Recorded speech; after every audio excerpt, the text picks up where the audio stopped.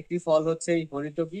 হরিতকি কিন্তু আমাদের দেশীয় কোনো উদ্ভিদ না, কিন্তু ভারতের মেনলি এটা উদ্ভিদ ছিল, পরে বাংলাদেশেও বিক্ষিপ্ত হবে ঢাকা, রাজশাহী এবং আমাদের এলাকায় মোটামুটি এই হরিতকি গাছটি দেখা যায়। এবং খুব ভালো উৎকৃষ্ট মানের হরিতকি ফল থেকে এই ডিসেম্বর থেকে হচ্ছে মে মাস পর্যন্ত কিন্তু ফল দিয়ে থাকে। আমার পিছনে যে গাছটা আপনারা দেখতে পাচ্ছেন প্রচুর ফল ধরে আছে। আসলে এটা আমরা সাধারণভাবে তো আসলে খাওয়া যায় না, সেই কারণে আসলে এটা খেতে পারি না। কিন্তু এই ফলটা নিয়ে গিয়ে তারপরে যে শুকানোর পরে এই ফলটা কিন্তু আমরা খেতে পারবো। এবং এটা দেখুন, এর 6টা শির আছে, 1 2 3 4 5 এবং 6টা বড় ফল, পরিপক্ক ফল দেখতে পাবেন আপনারা। 6টা শির আছে। এবং ইন্টারেস্টিং একটি ফল।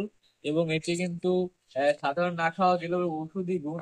এটা হচ্ছে যে যদি এই ফল সুস্থ অবস্থায় ফলের উপরের অংশ কেউ যদি মধুর সাথে চূর্ণ